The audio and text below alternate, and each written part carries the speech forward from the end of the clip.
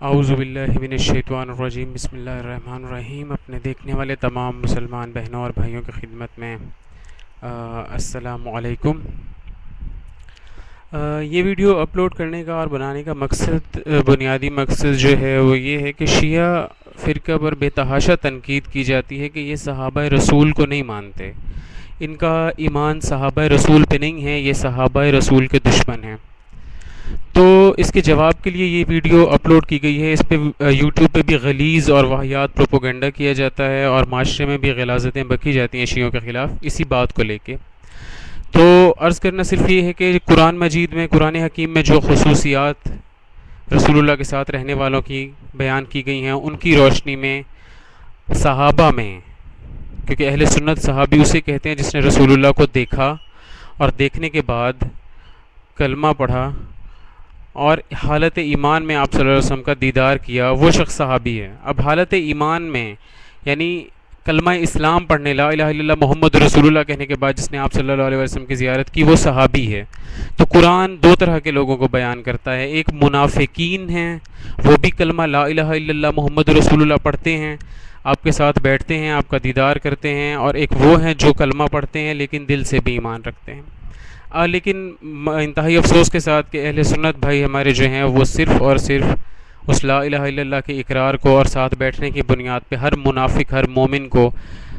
برابر سمجھتے ہیں اور اس میں کوئی تمیز نہیں کرتے، اور منافقین کے بارے میں قرآن جو کچھ کہتا ہے اسے نظر انداز کر دیتے۔ اسی حوالے پہ پہلا ثبوت میں آپ کو یہ دینا چاہوں گا، اس حوالے سے ایک سیریز ویڈیوز کی اپلوڈ کی جائے گی جس کی یہ پہلی ویڈیو ہے۔ میرے ہاتھ میں یہ صحیح بخاری شریف ہے، جلد دوم، مکتبہ رحمانیہ لاہور کی چھپی ہوئی، قرآن کے بعد سب سے معتبر ترین کتاب ہے اہل سنت کی۔ اس میں سے آپ کو یہ دکھانا چاہتا ہوں کہ صحابہ رسول کا کیا معیار ہے اور کیا وہ بھی جہنم میں جا سکتے ہیں، اور جو شخص جہنم میں جائے یقیناً وہ اس قابل نہیں ہے کہ اس کی پیروی کی جائے۔ یہ پارہ نمبر 18 کتاب التفسیر، صحیح بخاری شریف جلد دوم، حدیث نمبر 1733 میرے سامنے ہے کہ فلاں فلاں فلاں نے آپ صلی اللہ علیہ وسلم نے خطبہ سنایا، فرمایا لوگو تم اللہ کے سامنے ننگے پاؤں ننگے بدن بے ختنہ محشور کیے جاؤ گے۔ پھر آپ صلی اللہ علیہ وسلم نے یہ آیت پڑھی، پھر فرمایا سن لو، قیامت کے دن ساری خلقت میں پہلے ابراہیم پیغمبر کو کپڑے پہنائے جائیں گے اور میری امت کے کچھ لوگ حاضر کیے جائیں گے۔ اب یہ جو امت کے کچھ لوگ حاضر کیے جائیں گے، ان کو بائیں یعنی دوزخ کی طرف لے چلیں گے۔ میں عرض کروں گا پروردگار یہ تو میرے ساتھ والے ہیں، اب یہ ترجمہ اس نے ساتھ والے کیا ہے وحید الزماں صاحب نے، لیکن آپ یہ دیکھیں عربی متن میں حدیث میں یا رب اصحابی، آپ کو واضح یا رب یہ تو میرے صحابہ ہیں۔ تو پروردگار جواب ملے گا تم نہیں جانتے، تمہارے بعد جو انہوں نے نئی نئی باتیں ایجاد کی، اس وقت وہی کہوں گا جو اللہ کے بندے حضرت عیسیٰ نے کہا، جب تک ان لوگوں میں رہا ان کا حال دیکھتا رہا، جب تو نے مجھ کو دنیا سے اٹھا لیا اس کے بعد تجھی کو ان کی خبر۔ یہ میرے سامنے واضح ہے، یہ یا رب اصحابی یعنی رسول اللہ کے کچھ اصحاب ایسے ہوں گے جو جہنم میں جائیں گے، جو دوزخ میں جائیں گے، یعنی دنیا میں مشہور اصحاب کے طور پہ ہوں گے لیکن آخرت ان کی جہنم ہوگی۔ اب دیکھنا یہ کہ کسی شخص کو یا کسی انسان کو اس حوالے سے کوئی رسول اللہ نے زندگی میں ایسی بات کی کہ پتہ چلے کہ میرے بعد تم کیا کرو گے یا تم کچھ اچھا نہیں کرو گے۔ یہ میرے ہاتھ میں موطا امام مالک اہل سنت کی مشہور ترین کتاب، امام مالک کی لکھی ہوئی، جو 4 مذاہب میں سے ایک مذہب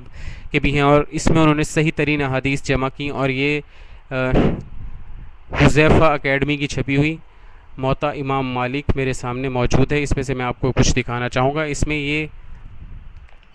کتاب الجہاد، کتاب جہاد کے بیان میں، اس کتاب میں آپ اگر دیکھیں حدیث نمبر، یہ میرے سامنے حدیث نمبر اس کی 38، اور یہ اردو، یہ صفحہ نمبر اس کا 296۔ تو اس میں حضور صلی اللہ علیہ وسلم نے جنگ احد کے شہیدوں کے لیے فرمایا وہ لوگ ہیں جن کا میں گواہ ہوں۔ حضرت ابو بکر صدیق نے کہا یا رسول اللہ کیا ہم ان کے بھائی نہیں ہیں؟ مسلمان ہوئے ہم جیسے وہ مسلمان ہوئے، اور جہاد کیا ہم نے جیسے انہوں نے جہاد کیا۔ آپ نے فرمایا مگر مجھے نہیں معلوم کہ میرے بعد کیا کرو گے، تو رونے لگے، فرمایا کہ ہم زندہ رہیں گے بعد آپ کے۔ تو برادران عزیز، حضرت ابو بکر رضی اللہ تعالیٰ عنہ نے سوال کیا اور پھر دعا کی، التجا کی، اور رحمت للعالمین نبی نے دعا بھی نہیں فرمائی اور یہ بھی فرما دیا ایک بشارت دیتے ہوئے کہ مجھے نہیں معلوم کہ میرے بعد تم کیا کرو گے۔ تو گزارش یہ ہے کہ بہت قداور شخصیات ہیں جن کے بارے میں ایسی باتیں آتی ہیں، تو انتہائی ٹھنڈے دل و دماغ سے ذرا غور فرمائیے گا کہ ایک ایسا مذہب کہ جس کے بارے میں رسول اللہ خود فرماتے ہیں کہ اگر میری سگی بیٹی بھی چوری کرے تو میں اس کے بھی ہاتھ کاٹوں گا، تو اس میں کسی کو کیسے کھلی چھٹی دی جا سکتی؟ جبکہ اہل سنت کی یہ صحیح ترین کتاب صحیح بخاری، یہ موطا امام مالک، اس میں یہ دکھا دیا کہ صحابہ میں سے بعض لوگ جہنم میں جائیں گے، اور اس میں یہ دکھا دیا کہ کس شخصیت کو رسول اللہ نے دعا نہیں دی اور یہ کہا کہ مجھے نہیں معلوم میرے بعد تم کیا کرو گے۔ فیصلہ آپ پہ ہے، برائے مہربانی شیعوں کو بلا وجہ تان نہ کیا کریں، گالیاں نہ دیا کریں۔ اگر میری اس ویڈیو کے جواب میں بھی کوئی مجھے گالی گلوچ کرے گا تو کرتا رہے، کیونکہ یہ ہم لوگوں کی، ہماری قوم کا، پاکستانی قوم کا ایک وتیرہ بن چکا ہے کہ جب جواب نہ ہو، دلیل نہ ہو تو گالیاں دی جاتی ہیں۔ لیکن جو ٹھنڈے دل سے انٹلیکچوئلز سمجھنے والے لوگ اس پہ غور کرنا چاہیں، گزارش ہے کہ خدا را ان حقائق کو سمجھیں۔ والسلام علیکم ورحمۃ اللہ وبرکاتہ۔